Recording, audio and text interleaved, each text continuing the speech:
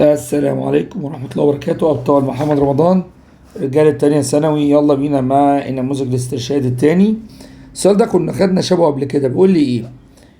إيه أحسن جهاز نقيس بيه رفع شيت أو ورقة شيت؟ طب ده حاجة رفيعة جدا، صغيرة جدا، أصغر من ملي كمان. يبقى ما ينفعنيش هنا الفرنير، وما ينفعني مين؟ هينفعني الميكروميتر. السؤال التاني، فتبقى الإجابة دي. بيقول لي دي اللي هي رقم 4. ماشي. بيقول لي هنا أنه دايمنشن فورمولا ممكن تكون صح. قال لي الفي اف فاينل فيلوسيتي، والفي اي انيشال فيلوسيتي، والفيلوسيتي ال تي نيجاتيف 1، والاكسلريشن ال تي نيجاتيف 2. لما يجيب لي سؤال زي ده بشوف لازم يكون الليفت هاند سايد قد الرايت هاند سايد. طيب اولا انا هستبعد ايه وسي. قولوا ليه؟ ايه في الشمال كاتب في اف سكوير، لكن في اليمين في اي، فخلاص ما تنفعنيش. انا عايز يكون لو الفي في الشمال سكوير يبقى هنا سكوير، ده على الاقل. يبقى الشك في بي ودي. تعال نشوف. هو بيقول لي الفي اف سكوير ايكوال في اي سكوير بلس 2 اي دي. يلا بينا نمسك الدايمنشن فورمولا للليفت هاند سايد اللي هي الفيلوسيتي. الفيلوسيتي ب ال تي نيجاتيف 1. طب دي باور 2 تبقى ال سكوير تي نيجاتيف 2. اللي بعده يلا نجيب الدايمنشن فورمولا للرايت هاند سايد. ماشي. ما كده كده الفي اي سكوير زي الفي اف سكوير، يبقى ال سكوير تي نيجاتيف 2. البلس دي تنزل زي ما هي. ال2 ده نمبر ملوش لازمه. الاكسلريشن ال تي نيجاتيف 2 والديسبيسمنت ال. يلا نكتبها تاني. يبقى ال سكوير تي نيجاتيف 2 زائد ال في ال ب ال سكوير تي نيجاتيف 2. الله، ما انت خدت في الدايمنشن فورمولا ان لما اجمع اتنين شبه بعض يديها نفس الانسر، يبقى ال سكوير تي نيجاتيف 2. الله، ده كده واحد واتنين زي بعض، يبقى مش هكمل. يبقى هي الاجابه الصح بي. اللي بعده السؤال التالت.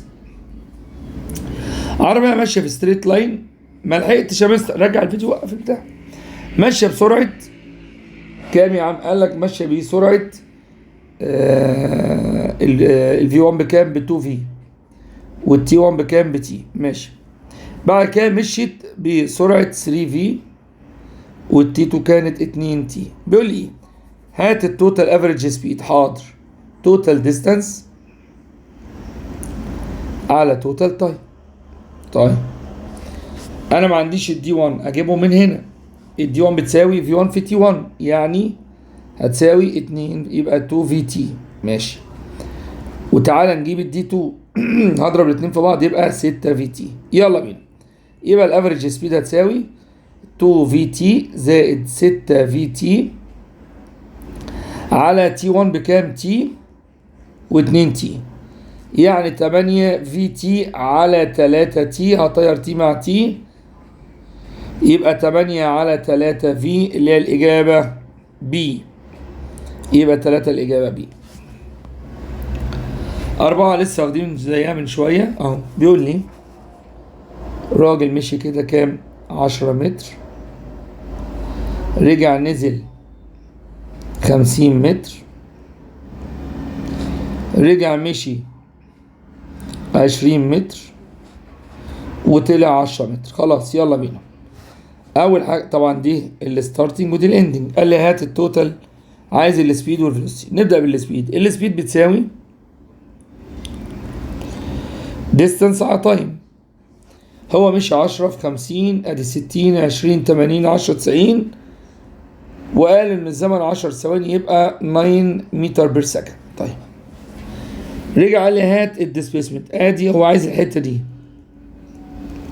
سهله جدا. اقوم مدخلها جوه مثلث. بص، اجي من هنا لحد الحته دي. طب دي كام لو انتوا شاطرين؟ سهله. هو مش الخط ده كله 50 والخط الصغير ده 10، يبقى ده كام؟ 40 متر. اللي بعده امسك الحته دي كده، هي مش دي 20 وادي 10 يبقى ده كله كام؟ 30 متر. شكرا. يبقى الديسبيسمنت روت 30 سكوير زائد 40 سكوير هتبقى 50 متر. يبقى الفيلوسيتي بتساوي ديسبيسمنت على تايم، يبقى 50 على 10 تبقى 5 متر بير سكند. يبقى رقم 4 هتبقى الإجابة 5 و9 اللي هي كام؟ هتبقى الإجابة دي. شكرا. اللي بعده السؤال الخامس بيقول لي a body start moving from rest وماله مش عيب انت ابننا يا حبيبي. بعد كده سرعته وصلت ل 40 متر خلال 8 ثواني. ايه الهبل ده؟ قال لي هات الاكسلريشن في اف ماينس في اي اوفر تي. خد بالك اخر مسألتين تقال شويه يعني ايه عشان بس تبقى فاهم يعني. حتى الاحتمال هبعت لكم الويكلي من غيرهم وبعد كده احلهم لوحدهم. ليه؟ لان هم تقال وطبعا مش اسئله امتحانات. انا قلت اقول لكم يعني اللي هي رقم 22 21 22. فواحد يقول لك انا اسود مستر روحان مش عارف يحلها. لا والله انا عشان ما اضيعلكش وقتك، لكن انا هبعت لك دلوقتي او النموذج كامل، والاثنين اللي فاضلين هبعتهم في فيديو لوحدهم لان فعلا تقال يعني ممكن ياخدوا ربع ساعه لوحدهم. طب وليه اشغلك ليه بيهم؟ فهبعتهم في فيديو لوحدهم للي عايز يذاكرهم. قال لي هتبقى الفي اف بكام؟ الفي اف ب 40. هو قال ستارت فروم ريست يعني الفي اي بزيرو. خلاص هتبقى 5 متر بير سكند سكوير. فتبقى رقم 5 الإجابة سي. ايه اللي بعده؟ السؤال السادس بيقول لي عندي صوت كان ماشي بسرعة 340 متر. قالك if a shot is made across a narrow valley ماشي and reflected. بص بقى خد بالك في كلمة reflected دي، يبقى الصوت راح ورجع. خد بالك. طيب انا عارف ان السبيد بتساوي ايه؟ بتساوي ديستانس على تايم. بس لما اسمع كلمه ريفلكت يبقى الصوت راح وجه اقول هنا 2 دي، لان هو ما مشيش مسافه واحده ده مشي 2. يبقى هقول هو عايز الدي، هقول ال 2 دي بتساوي في في تي. يبقى الدي بس في في تي على 2. يبقى دي هتساوي، حلوه الفكره دي، 340 في 3.5 على 2. هتطلع المسألة 500. طيب هو لو كان قال المسافة اللي الصوت مشيها خد بالك كنت اخد ال2 دي كلها، لكن هو قال لي هات المسافة بين المكان اللي اتضرب منه الطلقة والجبل او الحيطة، فهو عايز نص المسافة مش المسافة كلها. يبقى طبعا الإجابة دي. اللي بعده السؤال السابع بيقول لي أكار with mass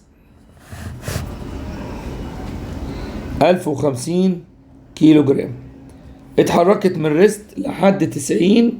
يبقى الفي اي بزيرو والفي اف 90. هضرب 90 في 5 اوفر 18 هتطلع 25 متر بير سكند. خلال تايم كام؟ 15 ثانية. عايز الفورس. خلاص هقول والله الاكسلريشن في اف ماينس في اي اوفر تي.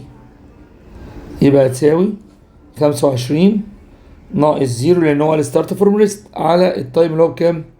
15. هتطلع الاكسلريشن ب احنا جبنا بكام؟ 25. ثواني يا جماعه. هتطلع 5 على 3 متر بير سكند سكوير. الاف ايكوال ام ايه؟ الماس بكام؟ 1050 في 5 على 3. هتطلع الإجابة الملعونة 1750 نيوتن. برضو ده سؤال بصراحة مباشر. يبقى هنا رقم 7 الإجابة هتبقى سي. السؤال التاني بيقول لي عربية الماس بتاعتها 1200. هو مفيش ورقة جاتزول ولا إيه؟ 1200 كيلو جرام. ستارت فروم ريست يعني الفي اي بكام؟ بزيرو.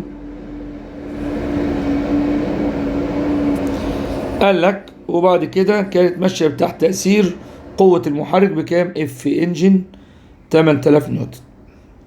وكانت الفريكشن فورس قوة الاحتكاك اللي بضدها يعني الاف اف اللي هي بكام؟ ب 2000 نيوتن.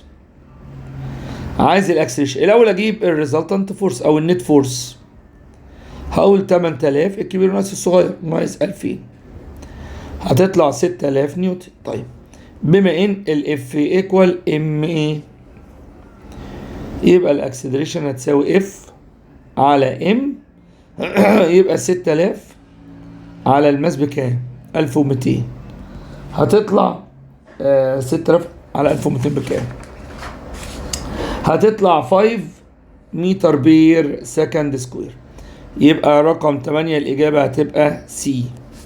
اللي بعده السؤال التاسع بيقول لي عندي بليت طوله 80 وعرضه 40، يبقى كده وانت مغمض الاريا هتبقى 80 في 40، وهضرب في 10 باور نيجاتيف 4 عشان احولها لمتر سكوير. ايه اللي بعده؟ فهتبقى الاجابه 0.32. اللي بعده قال لي وكانت التنجن فورس بتأثر لفورس 30 نيوتن، ده سؤال مباشر. وكانت السرعة 0.2 متر بير سكند، وكان السكنس 9.6 بس قال مليمتر، فهضرب في 10 باور نيجاتيف 3. قال لي هات الايتافيس.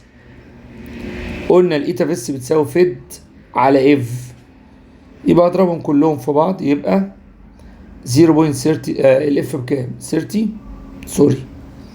السكنس 9.6 في 10 باور نيجاتيف 3 على الاريا 0.32 في الفيلوسيتي اللي هي بكام؟ 0.2. هتبقى الايتا فيس هتطلع معانا 4.5 كيلو جرام بير متر سكند، يبقى هتبقى الإجابة دي. اللي بعده السؤال 10 بيقول لي ووتر فلو ستيدلي ومال ثرو ا وايد سيكشن اوف بايب ويز سبيد 1 و2. ماشي. بعد كده دخل في الجزء الضيق، بقت السرعة 6 متر كل سكند. بيقول لي هات الريشيو of the diameter of the wide section to that of the narrow section. عادي، أنا عندي قانون بيقول D1 سكوير في V1 هتساوي D2 سكوير في V2. في ناس ما تعرفش الكلام ده.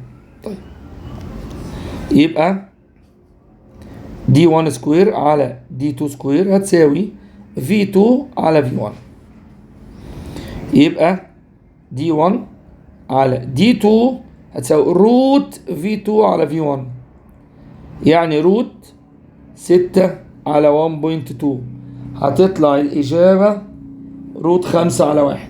شكرا. روت 5 على 1. ايه اللي بعده؟ فين 11 بيقول لي ايه؟ فطبعا ليه؟ لان انت بتقعد تالف ليه؟ ما انت عندك قانون ما بين الدايمتر والفلوسيتي. بيقول لي كونتينر الماس بتاعته 37 جرام. حلو. وحجمه كام؟ 50. ادي الكونتينر اهو. ماشي. حجمه كله كام؟ قال لك 50 عشان دي مهمه، سنتيمتر كيوب. ماشي. قال لك اتحط فيه جسم كتلته كام؟ 53 جرام وماله. حلو الكلام، حلو الكلام. قال لي ايه؟ والميه اتصبت لحد ما وصلت للاخر، يعني هنا بقت فيه ميه. ماشي. ومال. حلو. كمل. قال لي وبقت التوتال ماس 110 اللي هي مين؟ الكونتينر. خد بالك بقى الكونتينر يعني الماس التوتال اللي هي، لان السؤال ده مهم، اللي هو مين بقى؟ الماس كونتينر والماس ووتر والماس اوبجكت بكام؟ ب 100. صلحوها يا جماعه عشان مكتوبه غلط، هي 120 جرام. خلاص انا بالنسبه لي كده اقدر اجيب. انا عندي الماس كونتينر هو كان مدالي بكام؟ ب 37 جرام. وعندي قال لي البادي بكام؟ 35 جرام. اعرف اجيب الماس ووتر؟ هقول الماس ووتر قبل ما ابدا بس كده 120 ناقص الرقمين دول مع بعض هتبقى الماس ووتر 30 جرام. كم عايز يبقى هو؟ انا ما اعرفش، لقيت نفسي بجيبها. قال لي هات الدنسيتي اوف ذا بادي. بالراحه بالراحه النبي ما تخاف. انا عشان اجيب الدنسيتي بتاعت الاوبجكت ده يبقى هجيب الماس اوف اوبجكت دي، ودي عندي هو مديني الماس بتاعت الجسم بكام؟ 53 جرام. يبقى مين؟ يبقى حجم الاوبجكت. اجيبها ازاي؟ صلي على النبي. انا لو ربنا كرمني، اولا هو حجم الكونتينر كله كام؟ 50. لو ربنا كرمني وجبت حجم الووتر اطرحه من 50 ابقى جبت حجم الاوبجكت. يلا بينا. تعال نخلي ده شويه كده. تعال نروح نجيب حجم الووتر. ماس الووتر عندي والله فوليوم الووتر بيساوي ماس الووتر على الدنسيتي بتاعت الووتر، يبقى 30 في 10 باور نيجاتيف 3 عشان احولها من جرام لكيلو جرام على 1000 هتطلع 3 في 10 باور نيجاتيف 5 متر كيوب. اعرف اجيب حجم الاوبجكت؟ مش الاوبجكت والميه كانوا جوه الكونتينر اللي حجمه 50؟ يبقى الاوبجكت 50 بس هضرب في 10 باور نيجاتيف 6 ناقص الحجم بتاع الميه اللي انا لسه جايبه 3 في 10 باور نيجاتيف 5، هيطلع حجم الميه الجسم الله 2 في 10 باور نيجاتيف 5 متر كيوب. يلا نرجع للقانون ده. يبقى الدنسيتي بتاعت البادي اللي هو عايزه، الماس هو مديها لي في المساله بكام؟ ب 53 جرام، يبقى 53 في 10 باور نيجاتيف 3 على الفوليوم لسه جايبه بكام؟ 2 في 10 باور نيجاتيف 5. لما اقسم الاثنين على بعض هتطلع الاجابه الملعونه بكام يا واد يا حماد؟ 2650 كيلو جرام بير متر كيوب. عايزك تتفرج على المسائل دي كتير عشان تفهمها. ايه اللي بعده؟ 12 دي انا دربتكم عليها اول السنه خالص، خدنا ذهب. بيقول لي عندي الوي يعني ميكس عباره عن تين وكبر. ماشي. بيقول لي الماس بتاعت الالوي يبقى دي كانها الماس ميكس بكام؟ ب 3.373 بس هضرب في 10 باور نيجاتيف كام؟ 3 عشان احولها من جرام لكيلو جرام. ماشي. قال لي وكان حجم الميكس. طب ما انا عندي كل حاجه. ايه ده مديني ماس وايه؟ طب خلاص ماشي، ده 100 والله العظيم راجل محترم. يلا. بيقول لي والريلاتيف دينستي للتن، يبقى الدينستي بتاعت التن هضرب في 1000 7000 كام؟ والدينستي بتاعت الكبر ده انت رخم قوي 8900 ماشي كيلو جرام بر متر كيوب. يلا. عايز الفوليوم اوف كبر. حاضر يا سلام. يلا بينا. هقول والله هو جايب لي هنا، سيبك من الام دي، خلينا هنا جايب فوليوم ودينستي، يبقى اشتغل بالام. اقول ام ميكس بتساوي ام 1 اللي هو التن زائد ام كبر. انا بالنسبه لي المساله خلصت. الام ميكس هو الحمد لله كان مديها لي، يعني اول مره يعمل معايا ايه؟ يعمل معايا واجب. اللي هي بكام؟ اللي هي ب 3.373 بس اضرب في 10 باور نيجاتيف 3 هتساوي، بدل ما احط ام 10 هحط رو 10 في في 10 والنبي هتيجي، وهنا رو كبر في في كبر. طب ما انا ممكن اشيل الفي 10 صح ولا لا؟ واقول الفي 10 بتساوي الحجم الكلي اللي هو مديهولي اللي هو 425 ناقص الفي كبر ولا لا؟ يعني ايه؟ يعني اقول 3.373 في 10 باور نيجاتيف 3 هتساوي الرو 10 بكام؟ 7000 في 452 ناقص في كبر زائد الرو كبر بكام؟ 8900 في كبر. طب ما كده ما بقاش عندي في المسألة غير النوين واحد اللي هو الفي كبر. بالآلة الحاسبة أقول شيفت سولف هيطلع الفي كبر، استنى طلع بكام؟ 110 سنتيمتر كيوب. بس خلاص. فأنا عملت إيه؟ أنا ما عنديش ولا في 10 ولا في كبر، خلاص رحت عامل إيه؟ قلت أنا ممكن أشيل الفي 10 وأكتب أقول في ميكس ماينس في كبر، بس كده. ودي كنت علمتكم عليها على فكره قبل كده. السؤال 13 بيقول لي عربيه الماس بتاعتها كل ما يتك علينا ايه مسهلها، يعني يجيب لنا مساله يصالحنا. عندها 4 عجلات، كل عجله كان ضغطها 180 كيلو باسكال. ماشي. عايز ايه؟ عايز الكونتاكت اريا لكل تاير وماله. حاضر. هقول والله البي بتساوي فورس على اريا. طيب صح كده؟ ماشي. هو خد بالك البريشر على كل تاير كام؟ 180. حاضر ولا اي حاجه ما تخافش. يبقى اقول 180 في 10 باور 3 بتساوي الاف ايكوال ام جي. الماس بكام؟ 1500 والجي ب 10. طب الاريا انا عندي هنا هو قال له كل تاير. طب هعمل ايه؟ عايز الاريا بتاع كل تاير، هقول 4 اي. كده المساله اتحلت. يبقى ال 4A هتساوي 1500 في 10 على الرقم ده 180 في 10 باور 3، واودي ال 4 كمان ديفايد، او الرقم اللي يطلع اقسم على 4 هتطلع الاريا معايا ب 208 سنتيمتر سكوير. شكرا. طبعا انا ما كنتش جايبها كده، انا كنت جايبها كانت طالعه معايا عشان بس تبقوا فاهمين 0.0208 متر سكوير. فلما لقيت الاجابات كلها بالسنتيمتر رحت ضارب في 10 باور 4 عشان بس تبقوا فاهمين. فهتبقى الإجابة B. اللي بعده السؤال 14. السؤال عبيط جدا. أولا جايب لي قايل إن هو ميركوري مانوميتر، وطالما ميركوري مانوميتر وجايب البي اي بوحدة هايت، هقول البي جاز بتساوي بي اي بلس اتش. البي اي مدولي بكام؟ قال لي 0.70 متر، يعني 76 سنتيمتر اتش جي، زائد الهايت بتاع الميركوري بكام؟ 4، يبقى 80 سنتيمتر اتش جي. هو عايزها بالطور، هقول والله كل 76 سنتيمتر اتش جي بتعادل 760 طور. طبعا في طالب اذكى يعني يقول لك ايه، هو مستر محمد قال لي من سنتي لطور بضرب في 10، فهي يبقى ال 80 سنتيمتر اتش جي تعادل كام بالطور؟ كروس مالتيبليكيشن هتطلع 800 طور، فتبقى الاجابه برضو بي. اللي بعده سؤال 15 بيقول لي في الشكل اللي قدامك الاتموسفيريك بريشر ايه اللي بيعبر عنه؟ قلنا اللي بيعبر عن الاتموسفيريك بريشر حاجه اسمها الفيرتيكال هايت. وايه هو الفيرتيكال هايت؟ المسافه بين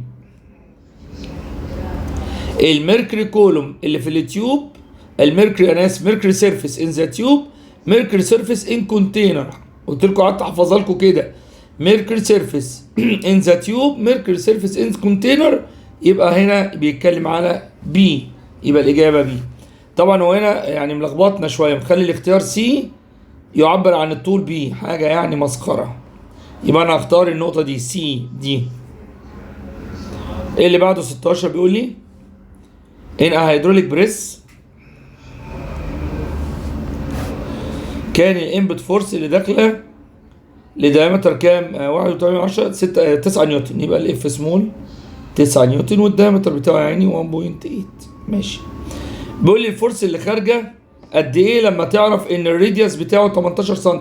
ما نحولها بقى لدايمتر، يبقى الدايمتر ب 36. يلا بينا. ليه بقى؟ لان انا عندي قانون بيقول اف كابيتال على اف سمول تساوي دي سكوير كابيتال على دي سكوير سمول. خلاص، يبقى الاف كابيتال اللي هو عايزها على 9 هتساوي 36 باور 2 على 1.8 باور 2 كروس مالتيبليكيشن، هتطلع الاف كابيتال ب 3600 نيوتن. الاجابه دي. سؤال 17 بيقول لي ماس اوف اكسجين جاز كان حجمه 550 لتر، ادي في 1 بكام؟ وكان درجة الحرارة 2 سيليزيوس and atmospheric pressure. طيب بيقول لي عايز وكان البريشر يعادل اتموسفيريك بريشر. ماشي، ممكن نخليه 1 اي تي ام. ماشي. بيقول لي هات بقى الحجم لما الدرجة تبقى 30، ده سؤال مباشر، ولما الضغط الجديد يبقى دبل يعني 2 اي تي ام. خلاص يلا بينا. طالما ما قالش في حاجة ثابتة يبقى هشتغل على الجنرال جاز لو، يبقى بي 1 في 1 على تي 1 هتساوي بي 2 في 2 على تي 2، يبقى 1 في 550 على 275 جمعت 2 زائد 273 هتساوي 2 في في 2 اللي هو عايزها على 30 و 273 يبقى 303. هعمل كروس مالتيبليكيشن هتطلع الفي 2 ب 303 لتر، اللي هي الإجابة إيه؟ اللي بعده السؤال 18 بيقول لي عندي بريشر جاز كان ضغطه نص اي تي ام. ماشي. وكان درجة حرارته 35 سيليزيوس. قال لك هات البريشر لما درجة الحرارة تبقى 85. برضو سؤال مباشر. ماشي يلا بينا. هقول بي 1 على بي 2 هتساوي تي 1 على تي 2، يبقى نص على بي 2 هتساوي تي 1 بكام؟ 35 زائد 273 على 85 زائد 273 كروس مالتيبليكيشن. البي 2 هتطلع ب 0.62 ATM اللي هي الإجابة سي. اللي بعده سؤال 19. هانت يا رجالة. بيقول لي ف 19 و21 و22 انا فاكر كنت حاططهم في الموديل اكزام بتاعت الماس اللي انا برضو منزلها. عايز يعني عايزهم اتفرج عليهم وممكن والله احلهم مفيش مشكله، احنا ورزقنا. 19 بيقول لي ايه؟ كوانتيتي اوف جاز عند 25 سيليزيوس اتسخنت ل 30 سيليزيوس ات كونستانت بريشر. خلاص ال V1 هسميه في، قال لك ال V2 زاد بواحد ونص يبقى في زائد واحد ونص. خلاص خسارة. وال T1 ب 25 وال T2 ب 30. يلا بينا. هقول V1 على V2 تساوي T1 على T2 يبقى V على V زائد واحد ونص. كنا خدنا حاجة زي كده في الهوم وورك. 25 زائد 273 على 30 زائد 200 كروس مالتيبليكيشن. هتطلع الفي بكام يا واد يا حماده؟ هتطلع ب 89.4 سنتيمتر كيوب اللي هي الاجابه هتبقى بي. سؤال 20 بيقول لي عندي اعتبر ان الاتموسفيريك بريشر ايكوال تو ذا بريشر اوف ووتر of a water ماشي column of height h. يعني بيقول لي اعتبر ان الاتموسفيريك بريشر بيعادل طول ميركوري اسمه h. ماشي. طيب بيقول لي and that an air bubble rises from the bottom to the surface causing its radius to double. ماشي. at constant انما انا عمال بدور عليها. يعني هنا الفوليوم لو v، هنا بيقول لي الفوليوم هيبقى 2v. وبيقول لي ايه بقى؟ بيقول لي كان ات كونستانت تمبريتشر، يبقى انا هلعبها بويلز لو. حاضر بالراحه خالص وما تقلقش. هقول والله بي 1 في 1 هتساوي بي 2 في 2. ماشي يلا بينا. خد بالك هنا البي 1 بكام؟ البي 1 المفروض بيأثر عليها بي ايه بلس صح البي ووتر. طيب هو قال ان البي اي بيعادل كام؟ بيعادل اتش. جميل. طيب والبي ووتر قال لك بيعادل فين؟ والبي ووتر نكتبه بي ووتر، مش عارف ده ايه. ماشي يبقى خليه اتش زي البي ووتر. ماشي يلا بينا. طيب يبقى هشيل بي 1 واكتب اتش بلس بي ووتر في، هو بيقول لي الفي 1 بكام؟ الفي 1 ثواني يا جماعه. بوتوم اند كوزنج، لا ثواني، ده بيقول لي الراديوس. انا اسف، خد بالك استنى بقى. لا لو الفي 1 استنى عشان دي تريكايه بنت لذينه. هنا الفي 1 هقول ار كيوب، هعتبر ان الفوليوم هو الراديوس. بص بقى هنا الفي 2 هو قال لك دبل صح؟ استنى بقى، هقول 2 ار كيوب. ليه؟ مش هو قال الراديوس دبل؟ يبقى بدل ار هقول 8 ار كيوب.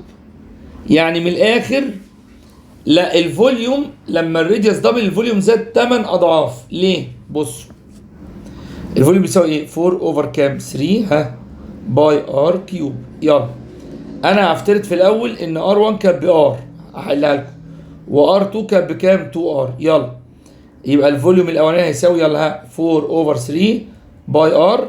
احنا قلنا ار 1 بكام؟ بار، يبقى ار كيوب عايز تنزل زي ما هي اهي. بص بقى الحاله الثانيه 4 اوفر 3 ثواني